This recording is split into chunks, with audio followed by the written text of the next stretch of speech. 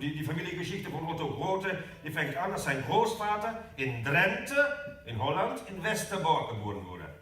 Ottos Großvater war der dritte Sohn eines Bauern. Dann brauche ich nichts mehr zu sagen. Der erste Sohn bekommt Bauernhof, zweite Sohn bekommt nichts, wie bei Hades auch nicht, auch Sohn, zweite Sohn eines Bauers. Dritte Sohn bekommt überhaupt nichts, der Großvater bekam nichts. Erachter dat onze opa's allebei uit Drenthe komen, van 30 kilometer van elkaar geboren zijn. Ich hätte doch noch gar nicht gewusst. Ich habe da erst angefangen zu recherchieren, also als du gekommen bist und gesagt hast, ich wusste, dass der aus Drenthe käme, aber ich wusste nicht, dass das, woher herkäme und so. Das wäre wirklich tatsächlich so, dass ich habe da erst angefangen zu recherchieren, meine Tante, der eine alte Frau ist, wo kommt denn Opa überhaupt her? Und der wusste das auch gar nicht so genau. Und dann habe ich Geburtsurkunde gefunden und das gefunden und das gefunden. Das ist erst in der Titel. Tiendeveen. Tiendeveen. Bij Hogeveen in de buurt denk ik. Maar ik heb dingen nodig meer. Nou, dat kruine platteland, ik mis steeds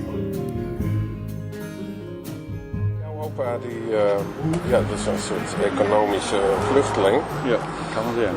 Kan man zeggen. Die ging turfsteken in Duitsland. Ja. Dat was toen niet heel ongebruikelijk, want we hebben al krantenartikelen gevonden, er waren meer mensen. Er zijn meer mensen, er zijn meer. Die gingen gewoon de grens over. En ik wist dat niet. Ik dacht altijd dat Duitsers in Nederland kwamen turfsteken, maar dat was dus andersom ook zo. Blijkbaar was de grens niet zo belangrijk voor me. Zo is het gekomen dat jij een Duitser bent en ik een Nederlander, want mijn opa was niet zo af natuurlijk. Die bleef gewoon in Zuid-Bargen, waar hij geboren was. En ja, het is wel interessant als je die oude geschiedenis een beetje na gaat vragen met je familie. Ja. Wat voor rottijd eigenlijk die opa's van ons opgegroeid zijn. Hoe hard je moest werken om je gezin te onderhouden.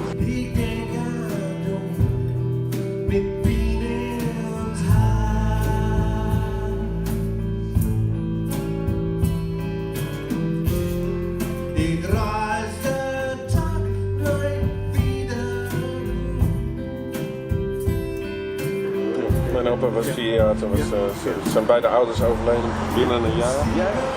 En toen moest hij, werd het gezin wat overbleef, 4, 5 kinderen, die werden gewoon verdeeld onder de rest van de familie. En, mijn opa kwam bij een neef of zo terecht.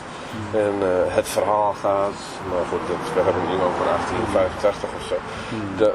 Wie zal het zeggen, maar dat hij niet zo goed behandeld werd en dat hij bijna niks te eten kreeg. En zo. Als er in streekvolgers zijn, heb ik automatisch wat met vrouwen te maken. Omdat veel van die woorden ook van vrouwen ben, het gaat volgens over landbouw, over zeevoort. Dat zijn allerwetse woorden.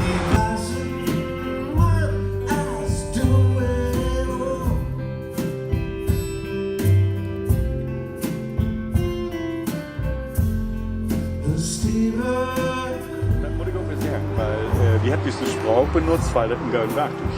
Das ist ein golden Werktuch. Also das ist so Englisch, so dicht wie Englisch. Und man kann eine voll neue Klangfarben mitmalen in diese Sprache, die du hast oder die ich habe. Und das wäre für mich ganz schön an, gar nicht so diese Rückblickgeschichte, sondern für an wäre das so, dat dat authenticiteit brengen daar. Ik heb het heel lang weinig gesproken, jij ook? Ja. Je bent verdwenen uit Oosterveen? Ja, ik ben doch weglopen. Dat is op die manier zo geweest. Ik ben er weglopen.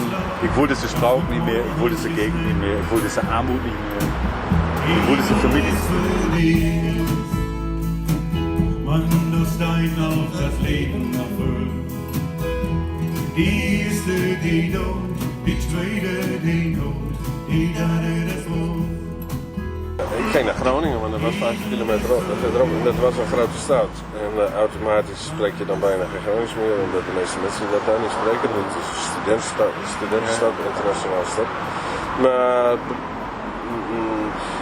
op zoek naar van wie ik dan was als artiest, dan kun je jezelf van alles aanmeten. Van maar je bent geen Mick Jagger of zo, je bent Red Hatters. En daar hoort ook bij dat jij uit dat dorp komt en dat de spraak van jouw jeugd is geweest en zo.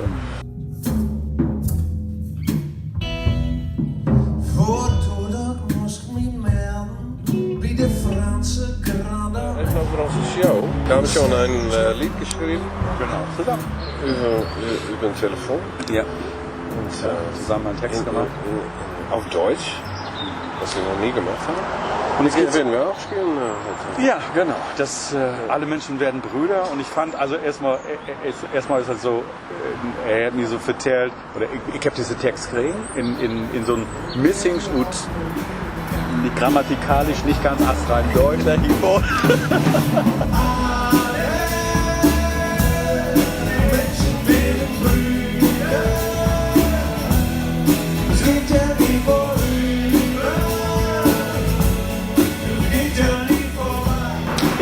Ich wusste aber, was du willst. Und das ist wirklich entscheidend. Ja. Wenn du, und dann wäre das mal, dass ich oben Leidemauke bin und dass da 2 Leidemauke sind. Ja. Und dass wir merken, wo ein Rhythmus funktioniert und was für ein Kreuzreim man will. Ja, und was die Klang sein soll. Genau. Ja. Das ist klasse. Ja. Auf dem Wege in die Nacht.